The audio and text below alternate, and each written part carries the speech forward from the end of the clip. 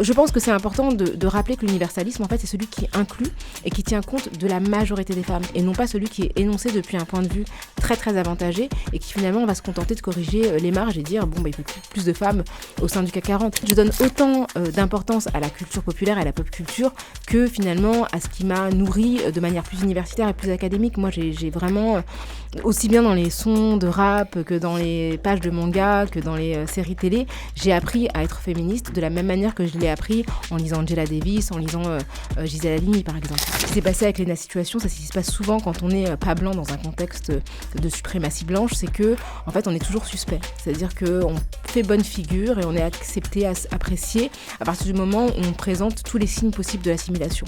Et dès lors qu'il y a un doute, tout à coup on est renvoyé aux franges les plus radicales de notre culture supposée. 10 minutes pour sauver le monde. Salut tout le monde et bienvenue dans 10 minutes pour sauver le monde, le podcast de So Good qui ne dure pas 10 minutes et qui ne sauvera pas, hélas, le monde, au moins on aura essayé. Moi c'est Romain Salas, journaliste au micro, pour gloser avec celles et ceux qui rendent le monde meilleur ou un peu moins pire à minima. Aujourd'hui on accueille une fan du bretzel graine de courge, ouais. Elle est surtout journaliste en vérité, militante et enseignante en Black Studies, en études afro-américaines à l'université de Georgetown à Washington, connue pour ses travaux sur le féminisme et l'antiracisme, domaine pour lequel elle est reconnue comme l'une des voix les plus influentes en France, selon le New York Times et Valeurs Actuelles. Salut Rokhaya. Salut Romain. Rokhaya, être reconnue par la crème de la crème comme par les tontons réac, est-ce que c'est pas ça la reconnaissance ultime quelque part ? C'est assez vertigineux, effectivement. En tout cas, à partir du moment où on pique un petit les gens qui sont à l'extrême droite, ça veut dire qu'on fait quelque chose qui va dans le bon sens. Ouais, on turlupine un petit peu tout le monde. Rokhaya, tu as sorti un livre très personnel en début d'année, Dictionnaire amoureux du féminisme. On va en parler. Parler aussi États-Unis où tu habites, en partie, Trumpisme et résistance. C'est parti. 10 minutes pour sauver le monde. Je le disais, Rokhaya, en mars, tu as sorti un livre, Dictionnaire amoureux du féminisme aux éditions Plomb, un ouvrage où tu donnes ta définition personnelle, intime du féminisme et de tous les mots qui gravitent autour. Dans une société où la notion de féminisme est très disputée, certains la récusent, d'autres la dévoient, ce travail, il n'y a rien d'anodin, et il est encore moins anodin quand on confie ce travail à une femme noire. N'est-ce pas ? Effectivement, surtout avec les positions que j'ai qui ne sont pas nécessairement consensuelles en France. Les éditions Plomb ont cette collection des dictionnaires amoureux depuis maintenant 25 ans, avec avant ce dictionnaire amoureux aucun sujet féminin qui avait été évoqué, des auteurs majoritairement masculins. Donc effectivement, me confier cette mission... Ce qu'a fait Grégory Berthier-Saudray, qui est l'éditeur des dictionnaires amoureux, c'était très très audacieux. Et en fait, c'est vrai que moi, j'étais assez intimidée par la mission au départ, et puis très surprise. Et finalement, il m'a dit qu'il souhaitait justement avoir un livre engagé, un livre de combat. Et c'est ce que je me suis évertuée à faire en l'écrivant. Ouais, alors on s'est amusé avec Victoria, journaliste à So Good, qui m'a aidé à préparer l'émission, à regarder les différentes publications qui ont été faites par ce dictionnaire. Donc il y en a une sur le plaisir, sur la solitude, la géopolitique, le mauvais goût. Il y en a même une sur la maison de la radio. C'est la maison de la radio à Paris. Il en fallait bien une sur le féminisme. Il était temps. Il était temps, oui, effectivement. Il y en a eu sur Proust, Camus, sur le journalisme, sur les États-Unis, le Maroc. Et effectivement, pour le féminisme, c'est tellement évident maintenant qu'il existe. En tout cas, le fait d'y avoir pensé, à l'époque, je pense qu'il l'a perçu comme une évidence, mais qui aurait dû effectivement se présenter auparavant, quoi. Ouais. En tout cas, ce dico, il change du Larousse, et de ses 2500 pages. C'est pas du tout écrit pareil. Il n'est pas non plus aussi long, même s'il fait quand même pas loin de 600 pages, Tout à fait, il me ouais, semble. c'est ça, 600 pages. Il y a eu du boulot. Dans cet abécédaire, Rokhaya, tu as injecté toute une partie de ton histoire, celle d'une femme musulmane née dans un quartier populaire à Paris, de parents gambiens et sénégalais, issue d'une classe ouvrière. Comment tout ça, ça a influencé ta vision du féminisme ? Nécessairement, ça influence la manière dont mon rapport au monde, tout simplement, mon rapport au monde, mon rapport à mon pays. Donc le fait de naître dans une classe populaire, ça fait qu'on n'est pas prédisposé à accéder à certains endroits, notamment l'endroit où je me trouve aujourd'hui socialement. Donc on traverse les classes avec peut-être une acuité différente de celle des personnes qui y sont et qui y sont de manière prévisible en fait depuis leur naissance. Et puis après, évidemment... Je suis un être qui est issu de plusieurs cultures. J'ai toujours vécu en France, je suis en France. Toutefois, ma mère est sénégalaise, mon père était gambien. Donc, j'ai grandi au milieu de différentes langues. Moi, j'ai grandi dans les années 80, donc j'ai grandi face à un écran aussi où les personnes qui me ressemblaient étaient très, très rares. Donc, avec une espèce de point d'interrogation de où je suis, où est-ce que je suis digne d'exister, est-ce qu'il y a quelqu'un qui me ressemble. Donc, tout ça fait de moi une féministe avec, effectivement, mes inspirations féministes. Elles sont autant françaises que sénégalaises, qu'américaines aussi, parce que je suis aussi une enfant de la pop culture. Donc j'ai grandi en regardant des séries américaines, en écoutant du rap, mais aussi en lisant des mangas. Donc tout ça, ça fait partie de mon univers et ça situe aussi mon féminisme. Et ouais, c'est vrai que c'est un féminisme qui est assez différent de celui, par exemple, d'une Elisabeth Badinter. On en parlait avant l'émission. Ce serait pas du tout le même bouquin si on avait demandé à Madame Badinter de l'écrire plutôt que toi. On retrouve dans ton livre, justement, tu commençais à le dire, des personnalités. J'ai noté la militante noire américaine Bell Hooks, Britney Spears pour la pop culture, Christiane Taubira, Simone de Beauvoir, là peut-être qu'avec Elisabeth vous seriez d'accord. Il y a aussi des mots comme adelphité, afroféminisme, intersectionnalité. Il y en a d'autres un peu moins connus, cela dit les premiers ne sont pas très connus non plus pour la plupart des gens, mais il y a des mots comme matrimoine, blantriarcat. Tous ces mots, ils participent à forger un féminisme pour toutes, un féminisme que tu caractériserais, j'imagine, d'universel. Absolument. Je pense que l'universalisme, c'est celui qui inclut, c'est justement pas un courant de pensée, ou en tout cas une manière de penser qui est décidée depuis quelques arrondissements bourgeois, mais c'est justement un féminisme qui est pensé depuis les marges.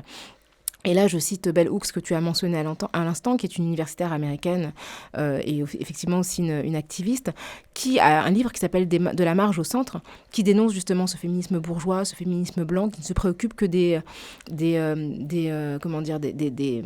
embûches qui sont rencontrées par les femmes les plus favorisées et qui finalement ne tient pas compte des femmes de la campagne, des femmes des classes populaires, des femmes immigrées ou des femmes trans, par exemple, qui en réalité sont au cœur du mouvement féminisme et dont les contributions souvent sont minorées. Et puis, elle pose aussi la question de l'émancipation de certaines femmes au détriment d'autres. C'est-à-dire que quand les femmes occidentales, et je m'inclus dedans, parviennent à endosser moins de travaux domestiques, au détriment de qui ça se fait? Qui va compenser? Souvent des femmes immigrées qui vont faire le ménage, qui vont être nounous. Alors certes, elles sont rémunérées, mais pendant qu'elles s'occupent des enfants des autres, elles ne s'occupent pas de leurs propres enfants, et puis souvent elles sont loin de leur pays d'origine. Donc cette question-là, il faut la poser. Le féminisme, c'est celui qui permet à ces femmes-là aussi d'être émancipées et de pouvoir gérer leurs priorités, y compris familiales. Ouais, et puis c'est vrai qu'on le disait à nouveau en antenne, la façon de renverser justement ce terme d'universalisme. On dit justement que l'universalisme, c'est celui des Lumières. Toi, c'est ce que tu fais. Ce que tu fais, c'est que tu tentes de renverser le terme et de dire que l'universalisme, c'est celui qui est en dehors aussi de l'Europe et du monde occidental. Tout à fait. Déjà, je pense qu'il faut quand même rappeler les Lumières et les circonstances historiques de leur émergence. C'est-à-dire que pendant qu'on pensait l'émancipation des hommes, l'Europe était en train de s'enrichir sur la domination des autres continents, donc les invasions et les massacres coloniaux, puis évidemment l'esclavagisme. Donc c'est un courant de pensée qui a aussi pu s'émanciper du fait d'une aisance matérielle qui a été produite par la souffrance des autres. Et puis il faut rappeler aussi que les premiers textes annonçant les droits humains excluaient les femmes, excluaient les personnes colonisées. Et donc, l'universalisme, je pense qu'il faut le penser comme quelque chose de consubstantiel à l'âme humaine. Et on peut trouver des textes universalistes, par exemple, dans l'Empire du Mali au XIIIe siècle, je cite la Charte du Mandé, mais on peut aussi citer le Cylindre de Cyrus, qui est issu de ce qu'on considérait comme l'Irak actuellement, qui est aussi un texte qui est considéré comme fondateur des droits humains, plutôt du côté perse de la planète. Donc, je pense que c'est important de rappeler que l'universalisme, en fait, c'est celui qui inclut et qui tient compte de la majorité des femmes, et non pas celui qui est énoncé depuis un point de vue très très avantagé et qui finalement va se contenter de corriger les marges et dire il faut plus de femmes au sein du CAC 40. C'est super qu'il y ait un pourcentage élevé de femmes au sein du CAC 40, mais en réalité ça n'améliore pas du tout les conditions de vie de la majorité des femmes. Alors, on sent que c'est un féminisme davantage ouvert que celui qu'on a pu connaître pendant longtemps, un peu plus décolonial, j'imagine, un peu plus intersectionnel aussi, c'est à l'intersection des différentes discriminations pour ceux qui ne connaîtraient pas le terme. C'est aussi un féminisme assez populaire, on a commencé à le voir. C'est pour ça que tu as donné une place importante au manga, aux séries télé. Moi, j'ai noté Dr Queen, femme médecin, et Ma sorcière bien-aimée, donc c'est tes rêves. Ouais, c'est mes rêves de petite, quoi. Ma sorcière bien-aimée, c'est une vieille série des années 60, mais qui a été multidiffusée à partir de cette époque jusqu'aux années 80-90. Dr Queen, femme médecin, c'est une série des années 90 qui mettait en scène une femme médecin bourgeoise qui arrivait dans un bled dans l'ouest américain de facho, en gros, qui décidait d'exercer la médecine en tant que femme dans un endroit vraiment pas progressiste. Et c'était, pour moi, l'adolescente que j'étais, c'était hyper inspirant de voir cette femme se battre contre tous les traditionnalismes de son époque et imposer la médecine, soutenir les Cheyennes qui habitaient les réserves voisines. Et donc oui, il y a des mangas, il y a Lady Oscar qui a eu une adaptation il n'y a pas très longtemps sur Netflix en long métrage d'animation. Il y a des autrices de mangas comme Rumiko Takahashi. Il y a aussi Shonda Rhimes qui est la showrunneuse la plus célèbre des États-Unis puisqu'elle est à l'origine de Grey's Anatomy notamment, mais aussi de Scandal. Enfin voilà, vraiment. Et pour moi, la pop culture, je donne autant d'importance à la culture populaire et à la pop culture que finalement à ce qui m'a nourri de manière plus universitaire et plus académique. Moi, j'ai vraiment, aussi bien dans les sons de rap que dans les pages de manga, que dans les séries télé, j'ai appris à être féministe de la même manière que je l'ai appris en lisant Angela Davis, en lisant Gisèle Halimi, par exemple. Ouais, ça me fait penser à Fatima Wassa qu'on avait reçue il y a quelques temps et qui, dans son bouquin Écologie pirate, parle justement de différents mangas, dont One Piece, qui est en effet très connu, et qui essaie aussi de descendre l'écologie dans quelque chose qui est un peu plus populaire, qui est en effet accessible au plus grand monde. C'est vrai que les mangas sont quand même particulièrement lus dans le monde. Dans ce dictionnaire, il y a plus de 200 mots de personnalité, 600 pages, on l'a dit. Et parmi ces personnalités, il y a la chanteuse et danseuse Janet Jackson.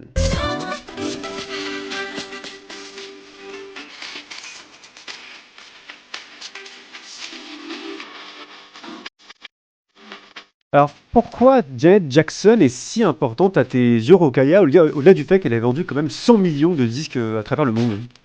Mais Janet, c'est la reine en réalité. S'il n'y a pas Janet Jackson, il n'y a pas Beyoncé, il n'y a pas Britney Spears, il n'y a pas Alia. C'est vraiment l'empreinte en fait originale de toutes les chanteuses pop qui ont émergé par la suite. Et je n'exagère pas parce que beaucoup d'entre elles l'ont citée comme une référence. C'est effectivement, elle est issue d'une famille musicale, d'une famille de musiciens très très connus. C'est la petite dernière de la famille Jackson. Et en fait, elle dans son récit personnel, elle raconte à quel point elle s'est émancipée de son père qui était tyrannique. On connaît le père Jackson qui a tyrannisé toute la famille de tous ses enfants musiciens. Et elle a vraiment été très, très, très avant-gardiste dans sa manière d'affirmer des rythmes très inspirés, des sonorités africaines, etc., en mélangeant effectivement du R&B et de la pop, tout en étant une excellente danseuse, une excellente chorégraphe. Vraiment, en termes de tournées, elle a fait des tournées d'un niveau incroyable dès les années 90. Et donc, une femme qui, à la fois, assumait son corps, son émancipation par rapport à son père, des textes assez engagés politiquement dans les années 80, une femme qui a toujours soutenu les personnes homosexuelles, qui étaient très très en pointe de la lutte contre le sida à une époque où c'était pas nécessairement populaire. Et puis vraiment, moi je pense que vraiment sur le plan scénique et sur le plan de la musique, elle a apporté des choses qui ont permis après aux femmes suivantes de s'en inspirer. Et malheureusement, elle a été victime de sexisme lors du Super Bowl en 2004 où malencontreusement, lors d'une performance avec Justin Timberlake, il a enlevé le haut de son top en fait, dévoilant ainsi sa poitrine, et en fait elle a été accusée, c'était tout à coup, on est dans le procès en sorcellerie quoi. Et ça a été la fin de sa carrière, c'est-à-dire qu'elle avait une statue à Disneyland qui a été déboulonnée. C'était vraiment, ça a été horrible pour elle, alors que parallèlement, Justin Timberlake a vu sa carrière complètement décoller, des sponsorings incroyables. Et je trouve que ça dit beaucoup sur comment on fait payer les femmes, en fait, lorsqu'elles sont autonomes, lorsqu'elles sont affirmatives sexuellement et lorsqu'elles sont brillantes sur le plan artistique. Un retour de bâton assez terrible, en effet. Un des mots qu'on retrouve dans ton abécédaire, Rokhaya, c'est celui d'écoféminisme, terme qui fait le lien entre la condition des femmes et celle du vivant. À l'origine de ce concept, l'autrice Françoise Daubonne. Je vois de plus en plus, à une rapidité étonnante, les femmes commencer à faire confiance aux femmes parce qu'elles ne font plus confiance aux hommes, parce que ce monde est complètement foutu depuis le temps que les hommes le mènent et qui nous ont pris les deux pouvoirs de l'Antiquité, le pouvoir de la procréation et le pouvoir de la fertilité. Pour en faire quoi? J'en reviens toujours à mon dada, c'est vrai, c'est une idée fixe, cette destruction de l'environnement qui nous menace et cette accumulation de démographie qui fait qu'il est une sinistre farce de parler maintenant de la mission sacrée de la maternité quand nous sommes menacés de 6 milliards en l'an 2000. Moi, je suis mère, je suis grand-mère, j'ai 2 petits-enfants. Eh bien, précisément, c'est aussi parce que je pense à eux et à leur avenir que je pense qu'ils vont vivre dans un monde invivable. Un monde invivable où le ventre des femmes et le ventre de la terre sont dévastés par le patriarcat, dit rapidement. C'est ça, l'écoféminisme, selon toi, Rokhaya? Oui, l'écoféminisme, c'est justement de comprendre la prédation comme étant un système global. C'est-à-dire que le régime de masculinité, en fait, c'est un système de prédation qui, effectivement, on connaît les prédateurs qui exercent des violences sur les corps des femmes, mais les violences, elles sont aussi perpétuées sur les terres, sur les territoires, territoire et sur le reste du vivant, sur les animaux, sur les personnes qui sont considérées comme mineures, sur les enfants. Et c'est vraiment un continuum qui montre à quel point en fait on s'approprie en fait l'autre, on s'approprie les terres, on charpente en fait tout l'environnement au bénéfice d'une seule espèce qui est l'espèce humaine. Et en fait, d'une certaine manière, on détruit la Terre en pensant la soumettre. Et évidemment, ce n'est pas possible. Et donc, l'écoféminisme, c'est ça, c'est rappeler effectivement combien les savoirs ancestraux lors des colonisations ont été gommés. Et en particulier, ceux qui étaient détenus par les femmes. Il y a des femmes comme Vandana Shiva, comme Aminata Dramane Traoré. Donc, Aminata Dramane Traoré, qui est une intellectuelle malienne, et Vandana Shiva, une activiste et intellectuelle indienne, qui rappellent combien, par exemple, l'industrie impose des monocultures qui finalement efface complètement les savoirs ancestraux qui, d'une certaine manière, préservaient la terre en multipliant des formes de cultures vivrières totalement différentes. Et puis Aminata Traoré, elle rappelle aussi comment il y a une espèce de féminisme aussi d'en haut qui impose des modes de vie qui veulent faire des femmes africaines les bons petits soldats du capitalisme au lieu de les laisser prospérer dans des formes d'organisation sociale qui étaient beaucoup plus bénéfiques à leur communauté. Donc l'écoféminisme, c'est vraiment tenir... En fait, on ne peut pas être sérieusement féministe si on ne tient pas compte des désastres environnementaux, parce qu'en fait, c'est une continuité, c'est un continuum qui va vraiment de la mise en esclavage des êtres humains jusqu'à la mise en soumission de la terre et du sol, vraiment au sens premier. Ouais, c'est vrai que ça me fait penser à un chiffre que j'ai entendu il y a quelques temps déjà, le fait qu'une femme a 5 à 6 fois plus de chances, il me semble, de mourir d'une catastrophe climatique qu'un homme, ce qui est un exemple parmi d'autres de ce que sont les conséquences, en effet, d'une vision du monde qui est celle de l'écoféminisme. Une autre notion qui est présente dans ton dico, c'est celle de beauté, qu'on présente souvent en philosophie. Moi, je m'en souviens au lycée comme quelque chose d'universel, une forme de sens commun, la beauté avec ce grand B, c'est toujours de magnifiques idéaux. Moi, ça m'avait beaucoup touché à l'époque, puis à un moment, j'ai d'aller voir un peu plus loin, et c'est là que je me suis rendu compte que rien n'est plus subjectif que la beauté. Il y a cette phrase de Bourdieu qui m'avait frappé, il disait que nos goûts étaient avant tout des dégoûts. Dans une société patriarcale et coloniale, comment on redonne à la beauté toute sa diversité ? Il faut se la réapproprier. Moi, je définis vraiment la beauté comme un rapport de force, parce qu'en réalité, ce qui est considéré comme beau est ce qui appartient aux personnes qui sont en situation de domination et qui sont à même d'imposer leurs critères de beauté au reste de la population. Donc, dans Bourdieu et dans la distinction, il s'agissait vraiment des classes bourgeoises qui imposent leurs goûts comme étant les goûts référents au reste de la population. Mais ça va jusqu'aux traits physiques, c'est-à-dire qu'aujourd'hui, dans le monde, les traits qui sont considérés comme les plus esthétiquement valides sont les traits qui sont proches des traits des physionomies européennes. Donc pour les personnes qui ne sont pas blanches de peau, eh bien, elles ont intérêt à être le plus clair possible, avoir les cheveux les plus fins possibles, les plus lisses possibles, puis avoir des traits en fait du visage qui se rapprochent de ce qu'on considère comme étant fin et comme étant européen. Et donc c'est une forme de pression qui effectivement est à la fois coloniale et patriarcale, parce que la beauté des femmes, elle est aussi liée à ce qu'on associe à une forme de faiblesse, c'est-à-dire qu'on va louer les femmes lorsqu'elles sont très fines, qu'elles sont menues, qu'elles ont l'air jeunes, en fait, qu'elles disposent en fait de tous les traits qu'on considère comme étant des traits de la vulnérabilité. Et donc un corps sans poils, un corps très fin, jeune, et donc c'est un corps vulnérable et c'est un corps qui est considéré comme beau. Donc on voit bien que la beauté, et on voit que ça évolue aussi au fil des siècles. J'ai une entrée sur les talons, par exemple. Autrefois, c'est les hommes qui portaient des talons parce qu'il y avait quelque chose de l'ordre de la hauteur. Et en fait, aujourd'hui, le talon, c'est plutôt quelque chose qui nous handicape socialement, parce que, voilà, typiquement, avec des talons, on souffre au niveau des pieds, puis on ne peut pas courir, on ne peut pas vraiment investir l'espace de manière aussi sereine que quand on est en basket, par exemple. Donc la beauté, c'est vraiment une fabrication. Et je pense qu'aujourd'hui, la beauté, il faut l'imposer de la même manière depuis les marges. Donc il faut que les personnes qui ne sont pas considérées comme belles se placent au centre et, d'une certaine manière, nous imposent leurs traits comme étant des traits qui peuvent être aussi des traits référents. Ouais, il y a les normes sur la beauté, puis il y a les normes aussi sur les objets de culte. Tu en parles dans le bouquin par Diams, la rappeuse, qui, lorsqu'elle a mis le voile et qu'elle a arrêté la musique, a été conspuée par une partie de la France, pour le dire très rapidement. Et ça m'a fait penser à Léna Situation, qui est également dans ton livre, d'ailleurs. Assez récemment, très récemment même, elle s'est faite accuser d'entrisme par une cadre du parti d'Emmanuel Macron à cause d'une robe longue, couvrante, et d'un voile dans les cheveux, cheveux, sûrement un peu trop islamiste aux yeux de certains. La différence peut-être, c'est que les féministes n'étaient pas nombreuses à défendre Diams, elles sont davantage à soutenir Léna Situation. Oui, c'était vraiment du côté féministe, c'était unanime, alors qu'effectivement, à l'époque de Diams, 15 ans auparavant, il y avait vraiment beaucoup de critiques qui venaient, y compris du camp féministe. Et ce que je trouve intéressant aujourd'hui, c'est qu'on a une compréhension beaucoup plus intersectionnelle, en fait, des oppressions. Ce qui s'est passé avec Léna Situation, c'est ce qui se passe souvent quand on n'est pas blanc dans un contexte de suprématie blanche, c'est que, en fait, on est toujours suspect. C'est-à-dire qu'on fait bonne figure et on est accepté, apprécié à partir du moment où on présente tous les signes possibles de l'assimilation. Et dès lors qu'il y a un doute, tout à coup on est renvoyé aux franges les plus radicales de notre culture supposée. En plus, oui, il se trouve que Léna Situation est d'origine algérienne, mais il n'y a aucun moment où on a entendu dire qu'elle était musulmane. Mais simplement, son ascendance l'associe non seulement à l'islam, mais aussi possiblement à la frange la plus obscurantiste de cette religion qui est quand même relativement qui est quand même très conséquemment conspuée. Donc moi, ouais, je trouve que c'est quand même assez salutaire de voir que la députée qui l'a accusée, enfin, je ne sais pas si elle est députée, mais en tout cas, elle est secrétaire... cadre du parti, il me semble. Ouais, cadre du parti quand même présidentiel.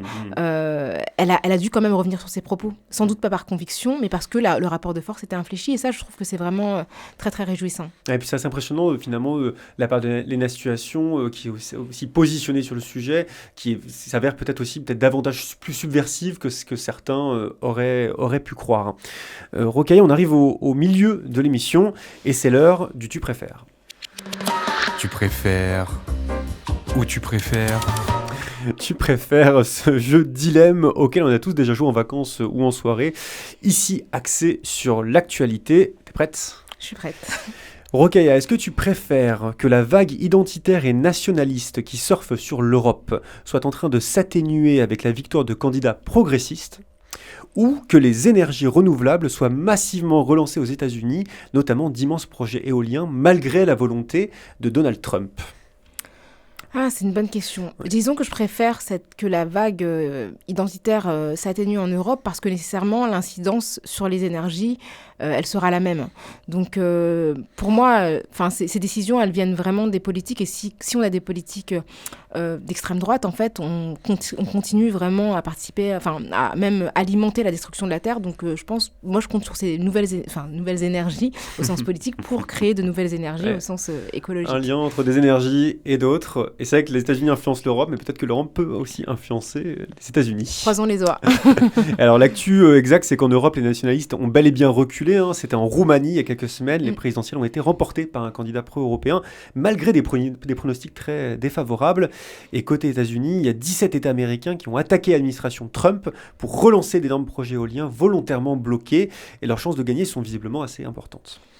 Deuxième dilemme, Rokhaya, tu préfères qu'un tout nouveau modèle mathématique soit en capacité de chiffrer au centime près les dommages que réalisent les entreprises sur le climat, afin de prouver leur responsabilité pénale dans ce genre d'affaires, ou que des super-coraux résistants à la chaleur permettent de sauver une partie de l'espèce et donc des océans? Alors, je voterai pour les super coraux parce que j'ai l'impression que les entreprises, en fait, ne sont pas vraiment sensibles à la rationalité. Qu'elles sont davantage sensibles à des formes de pression. Des pressions en termes de réputation, des pressions en termes de pertes financières, mais que souvent, quand on présente des chiffres sur tous les plans, ça n'a pas vraiment d'incidence. Ce qui a de l'incidence, c'est vraiment la peur de perdre quelque chose. Donc, malheureusement, ce modèle ne suffira pas, je pense, à convaincre les entreprises de reculer. Ouais, non, mais très, très conséquentialiste de ta part. C'est vrai que ça fait sens. Alors, c'est vrai que là, il y a quelque chose d'un petit peu nouveau, c'est que ce fameux modèle mathématique a permis de prouver de façon irréfutable que les 100 plus grandes entreprises du monde ont provoqué 28 000 milliards de dollars de dommages à l'économie mondiale, rien que pour la chaleur émise par leur émission de gaz à effet de serre. Et c'est la première fois, avant c'était des estimations. Et à l'inverse, concernant les super-coraux, ils ont été découverts en Polynésie française et ils pourraient bien être greffés ailleurs pour repeupler les fonds marins. Troisième et dernier dilemme, Rokhaya, tu préfères que 55 pays de l'Union africaine inaugurent leur propre agence spatiale après 10 ans de travail acharné, ou que la Chine vienne de baisser d'1,6% ses émissions de gaz à effet de serre? C'est énorme pour la Chine, sachant que c'est le premier pollueur mondial.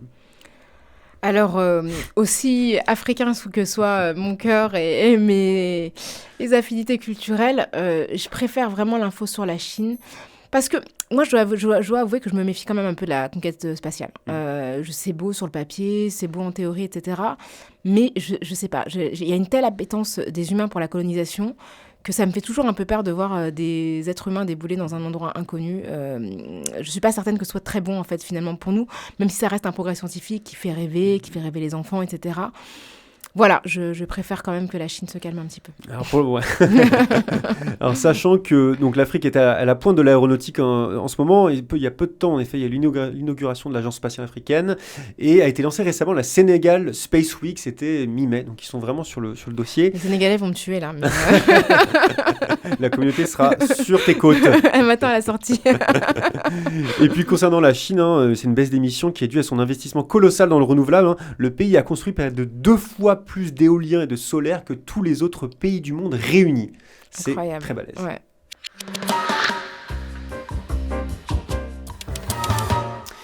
Roger, je le disais en intro, tu habites aux États-Unis, du côté de Washington, là où tu enseignes les Black Studies, les études afro-américaines, au sein de l'université Georgetown.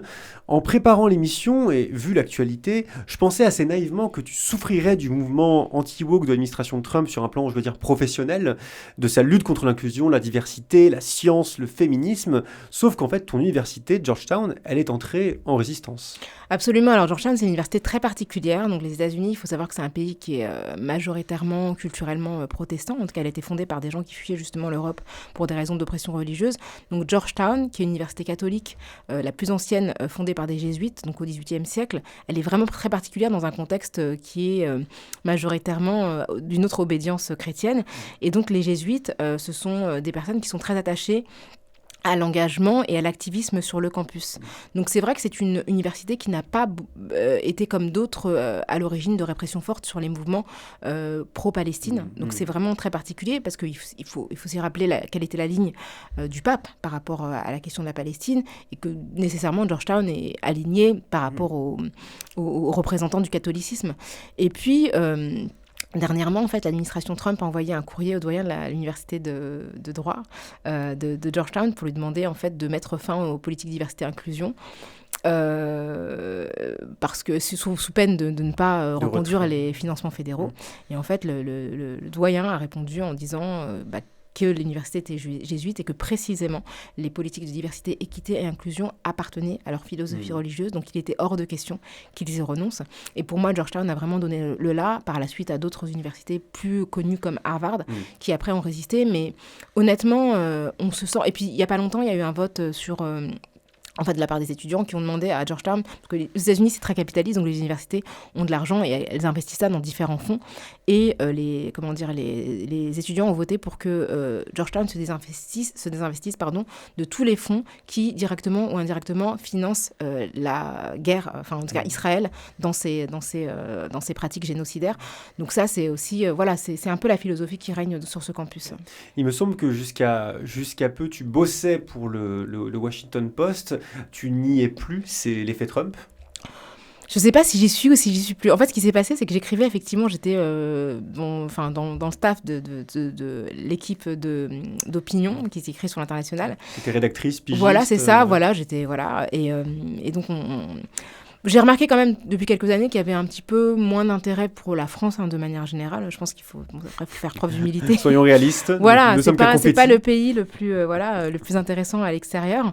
Et puis dernièrement, en fait, David Shipley, qui était le responsable des pages d'opinion, avait été convoqué par Jeff Bezos, qui lui a fait comprendre... Jeff Bezos, propriétaire du Washington Post, fondateur d'Amazon, donc un milliardaire qui a basculé du côté de Trump, et qui lui a fait comprendre qu'il fallait qu'il recrute un certain nombre de personnes qui écrivent des opinions orientées. Et donc, il a démissionné. Et donc, David Shipley, c'était mon interlocuteur. Donc, en fait, j'ai plus d'interlocuteur et je sais pas quoi faire. Pour te dire ça, j'en suis à ce stade où quand je suis passée à Washington la dernière fois, j'ai pas trop osé, je savais pas trop à qui écrire. Et comme parallèlement, j'écris pour le Guardian... ça me va très bien en fait pour le moment, donc je suis pas vraiment partie, mais je sais pas à qui je suis censée parler. Là je suis vraiment dans un un entre-deux RH, tu vois. C'est un peu le chat de Schrödinger là, tu sais pas ce qu'il y a dans la boîte. C'est ça. Licencié, pas licencié. tu bouges dans pas mal d'états américains pour le boulot, c'est ce que tu me disais. Est-ce que tu as vu l'Amérique changer ces derniers mois ? Moi, j'ai vu... Alors, c'est vrai que là, dernièrement, j'ai passé quelques temps dans le sud, par exemple, en Alabama, en Caroline du Nord, et puis, en Géorgie. Ce que je constate, mais à chaque fois que je bouge, même si je suis dans des États assez conservateurs, je suis dans des entités progressistes qui sont des entités universitaires. Donc moi, ce que je ressens, c'est vraiment une grande inquiétude. Un stress qui est vraiment très important, et puis une crainte notamment vis-à-vis des étudiants, notamment ceux qui ont des visas, parce qu'on a vu dans plusieurs endroits des étudiants littéralement kidnappés par les services de l'immigration. À Georgetown, il y a un enseignant postdoc qui a été arrêté. Par les services de l'immigration. Par les services de l'immigration. On l'a arrêté en mars, procès en mai. Voilà. Et il se trouve qu'il est sous visa, qu'il est indien. L'université l'a beaucoup soutenu, mais c'est effrayant, en fait. C'est effrayant de voir que du jour au lendemain, pour des raisons parfois juste de circulation, des gens sont arrêtés, ils conduisent, arrêtés à un feu de circulation, tac, déportés, expulsés des États-Unis. Donc c'est une espèce d'angoisse permanente des profs vis-à-vis de leurs étudiants. Les gens qui ont des visas n'osent plus poster de choses politiques sur leurs réseaux sociaux. En fait, c'est ça qu'ils sont parvenus à faire. Et on n'est pas dans une dystopie. On s'interroge en fait sur ce qu'on va dire quand on est sous visa aux États-Unis. Et ça, c'est quelque chose que je n'aurais jamais imaginé, que je n'avais jamais vu auparavant. Donc il y a une espèce de climat de fébrilité générale. Ah ouais, c'est vrai que ça a l'air assez angoissant, hein. Il y a une panique qui a dû se diffuser. Et c'est vrai que j'avais même entendu dans un État dont j'ai oublié le nom, une police qui refusait justement de réaliser ces services presque de déportation, de ramener des individus à la frontière. Donc il y a des formes de résistance, mais assez peu.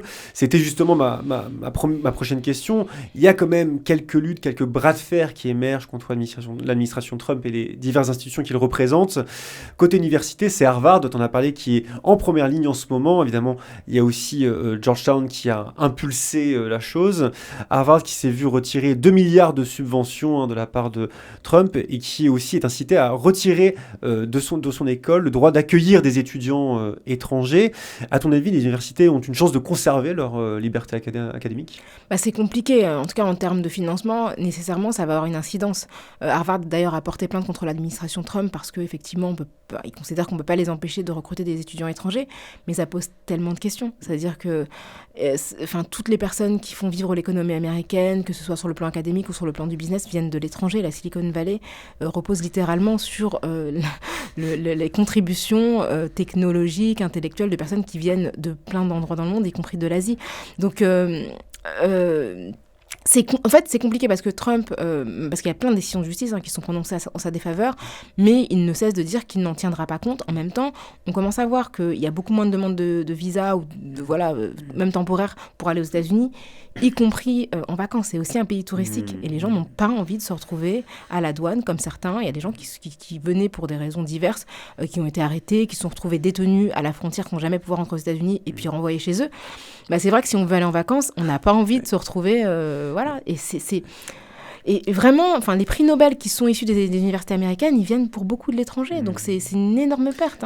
C'est vrai que c'est un backlash à la fois touristique, en termes d'immigration, puis aussi sur le plan purement économique, avec les droits de douane, tu le dis. En matière de contre-pouvoir, de check and balances, si je fais du droit, je me souviens de ce terme, il y a les résistances judiciaires aussi, les résistances politiques. Il y a le fameux Fighting Oligarchy Tour, mené depuis février, même je crois un peu plus tôt, par les démocrates Bernie Sanders et Alexandria Ocasio-Cortez notamment, le concept des meetings politiques pour dénoncer l'oligarchie et l'influence des milliardaires sur la politique américaine. Plusieurs rassemblements ont fait un énorme carton. Bernie Sanders est même passé à Coachella. J'ai lu ça ce matin. Tu vois de l'espoir de ce côté-là ? Je vois en tout cas qu'il y a une forme de résistance et en fait ça déplace les questions parce que c'est vrai que pour moi, le Parti démocrate, c'est aussi une incarnation de l'empire et de l'ultracapitalisme. Donc, d'une certaine manière, le fait que Trump soit une version aussi exacerbée de ce libéralisme, de ce capitalisme extrêmement violent, ça pousse quand même les démocrates qui sont considérés comme étant les plus à gauche à vraiment s'exprimer de manière plus explicite et à questionner les fondements d'un système qui était quand même cautionné par les démocrates. Donc ça, je trouve que c'est fort et que c'est intéressant. Et c'est aussi une des raisons du désamour du Parti démocrate, c'est qu'ils avaient quand même perdu... Parti électorat populaire. Absolument. populaire et puis de celui qui cherchait vraiment qu'on leur propose un autre monde. Parce qu'en fait, c'est proposer le même monde avec quelques petites différences, c'est insuffisant. On a vraiment besoin qu'on raconte une autre histoire et qu'on propose une alternative véritable. Et puis d'avoir un pays qui est moins belliqueux, qui est capable aussi de trancher quand un partenaire comme Israël massacre littéralement une population et est accusé de génocide. Donc ce sont des choses qui comptent et dont on espère que les démocrates tireront la leçon.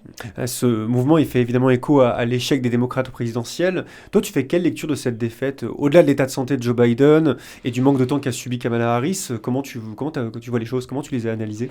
En fait, il se trouve qu'à Georgetown, il y a le département de données informatiques, qui travaille avec CNN en fait, pendant toutes les campagnes présidentielles depuis 2016 et qui étudie les mots qui sont restés imprimés dans l'esprit des électeurs par rapport aux candidats. Et ce que constatait Lisa Singh, qui est la directrice de cet institut avec qui je discutais récemment, elle disait que en fait, les deux candidats étaient également impopulaires, que ce soit Kamala Harris ou Donald Trump.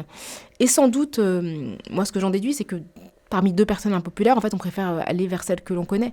Et ce qui était aussi assez caractéristique de la manière dont ils étaient perçus, c'est que les deux étaient perçus comme des menteurs. Et je pense qu'on préfère un menteur à une menteuse. Et que face à des accusations de désœuvrement moral, je pense que ça nuit beaucoup plus à une femme, et à une femme noire et asiatique, qu'à un homme blanc qui a déjà en plus éprouvé l'exercice du pouvoir. Donc finalement, on a beaucoup accusé Kamala Harris d'avoir fait une campagne trop woke, notamment en France. Franchement, il fallait l'écouter, quoi. Elle avait absolument rien de woke, sa campagne. Les seuls éléments qu'elle a avancés, c'était les éléments par rapport aux droits des femmes et à l'avortement.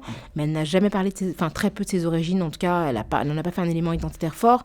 Elle a été très, très prudente sur les questions de transidentité.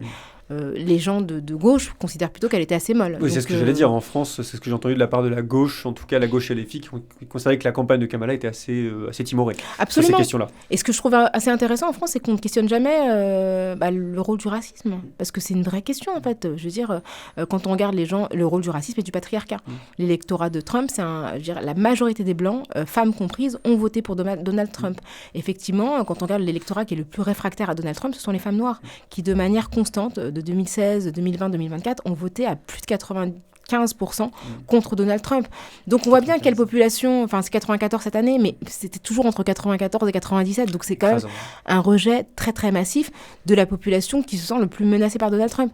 Donc ne pas comprendre la dimension patriarcale, la dimension raciale vraiment de la candidature de Trump, c'est aussi méconnaître le moteur et la volonté aussi de préservation identitaire, suprémaciste, qui a animé un certain nombre de personnes qui sont allées le chercher, quoi. Et puis on voit que le culte de l'homme fort, ça a été un argument pour énormément d'électeurs masculins, toute appartenance raciale confondue.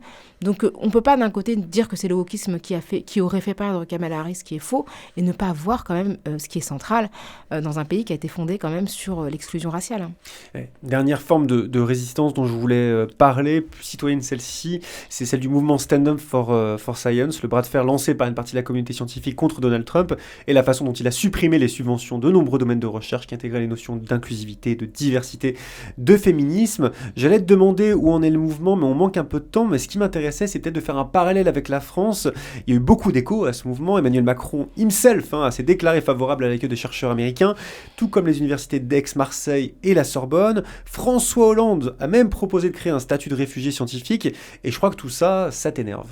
Ça m'énerve prodigieusement quand on connaît l'état de l'université en France, le manque de moyens criants que dénoncent les chercheurs et chercheuses qui sont dans l'université française, la manière dont l'université avait été menacée à l'époque par la ministre de l'Enseignement supérieur qui avait accusé les universitaires d'être des islamo-gauchistes et qui avait lancé une cabale pour traquer... Frédéric Vidal. Absolument, son nom m'échappait, voilà. Alors qu'elle-même est issue de l'université, elle est chercheuse, pour traquer les islamo-gauchistes dans l'université, donc faire en fait de l'anti-wokisme avant l'heure. C'est vraiment regrettable. Donc qu'on puisse trouver des budgets pour des scientifiques d'autres pays, alors que les scientifiques français, beaucoup sont obligés de s'exiler ailleurs parce que les questions de genre et les questions raciales ne sont pas bienvenues en France. Parallèlement, moi je pense à Gaza, au nombre d'universités qui ont été détruites, et on n'a pas ouvert la porte aux universitaires palestiniens, qui eux n'ont plus d'université du tout, puisque les universités ont été bombardées. Et en fait, c'est toujours triste de voir la solidarité, sélective qu'en fait, on s'identifie aux universitaires américains parce qu'ils sont dans un pays occidental et que, en fait, quand d'autres universitaires d'autres pays sont bombardés, sont littéralement privés de moyens de subsistance et même de faire leur travail, eh bien, on ne voit plus la même chose. Donc oui, réfugiés universitaires, pardon, mais on est en plein désastre climatique. Je pense qu'il y a quand même des gens qui ont davantage besoin de refuge que des gens qui trouveront de toutes les façons un emploi pour la plupart. Si c'est pas en France, ils iront en Suède, au Royaume-Uni ou dans d'autres pays, quoi. Ils ont le choix. Rokhaya, on arrive à la fin de l'émission. C'est le moment où je sors ma petite boule de cristal pour imaginer 3 scénarios de ta vie future. Est-ce que tu es prête à découvrir ton avenir ? Écoute, je suis curieuse et prête, oui.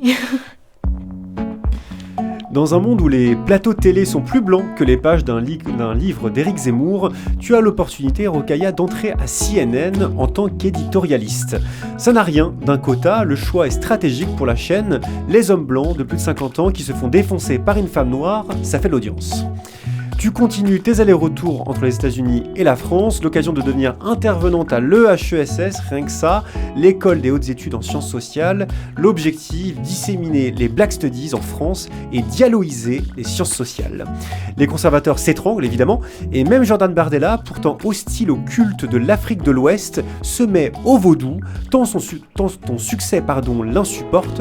Heureusement, il n'a rien compris, il a acheté en guise d'effigie une Barbie blanche. Ou alors, Rokhaya, après 10 ans de pause, tu relances les Yabon Awards, ces cérémonies satiriques où tu récompenses les personnalités qui ont fait les déclarations les plus racistes de l'année. Pour co-animer l'émission, tu invites Walidia, Assa Traoré et Youssoupha. Vous êtes rapidement surnommés les 4 mousquetaires de l'antiracisme. Nouveauté remarquable de l'événement, le public peut voter à distance via l'appli Banana Split qui fait sonner un bongo à chaque vote. L'écho média est énorme. France Culture titre « Quand la satire devient réparation symbolique ». Ou bien Rokhaya, après avoir tout essayé pour lutter contre le racisme et le patriarcat, tribunes, conférences, débats, apéros décoloniaux, tu décides de déménager au Japon pour entamer une vie que tu avais toujours secrètement rêvé d'avoir, celle de doubleuse d'animé et de manga. Nourri au ramen matin, midi, soir, tu écris une mini-série pour enfants dans laquelle Youpi, un hamster noir, découvre qu'il peut transformer n'importe quelle inégalité en smoothie grâce à une paille magique qui aspire les clichés, carton mondial. Tu cofondes la Japan Expo Reboot, version engagée de la Japan Expo, où le cosplay, la pensée critique, le karaoké cohabitent. Et quand on te demande pourquoi tu t'es lancé dans tout ça, tu réponds qu'à force de parler sérieux dans un monde devenu absurde, tu avais peur de devenir sérieusement absurde. Voilà, les 3 scénarios. C'est génial. Est-ce qu'il y en a un qui te semble un peu plus crédible, un peu plus réaliste que les autres ? Ça se joue entre le premier et le deuxième, je pense les plus réalistes, enfin peut-être le deuxième d'ailleurs, je pense que c'est le deuxième le plus réaliste, mais celui qui me fait le plus rêver c'est quand même le troisième. Ah ouais. Cette histoire de hamster, là, j'adore la série, je sais pas si tu connais Hamtaro, mais je trouve ça trop mignon. Bien sûr. Donc non, mais oui, mais en plus j'ai une vraie passion pour la fiction de manière générale, au-delà effectivement de l'animation japonaise. Je pense que la culture peut vraiment transformer le regard qu'on a sur le monde, et on a tous et toutes été influencés par des textes ou par des personnages de fiction qui nous ont appris à avoir de l'empathie pour des choses très éloignées de nous. Donc je crois, fiction, je parle aussi bien de la production audiovisuelle que des romans. Et donc moi cette idée me plaît pas mal. Et quand j'étais petite, je rêvais vraiment d'être mangaka. C'était vraiment mon rêve. Je dessinais tout le temps. Donc finalement, pourquoi pas renouer avec ce rêve d'enfant. Et j'ai fait du doublage de dessin animé quand j'étais étudiante. Oui, c'est inspiré de faits réels. Ouais, moi, un de mes rêves, c'est sûrement quand même que tu relances ce fameux événement Yabon Awards qui avait l'air d'être assez extraordinaire. 10 minutes pour sauver le monde, 4e épisode, Rideau. Merci Rokhaya d'être passé au micro de So Good pour nous parler de ton dernier ouvrage, Dictionnaire amoureux du féminisme aux éditions Plomb. On te retrouve dans les colonnes du journal britannique The Guardian, tu nous l'as dit tout à l'heure, pour laquelle tu écris régulièrement. Est-ce que on te retrouve quelque part d'autre pour une quelconque émission, podcast ? Oui, sur France Info TV, toutes les semaines, dans Autrement dit, entre 18 et 20h selon, et voilà. Donc j'y suis depuis le début de l'année et j'y suis encore régulièrement. On branchera la radio pour t'écouter. Merci également à Eleonore Terry, Vincent Berthe et Victoria Lemaire pour la préparation. Et puis merci également à Marc Limy et Sullivan Clabot pour la réalisation. On se retrouve la semaine prochaine pour un nouvel épisode. Salut ! 10 minutes pour sauver le monde.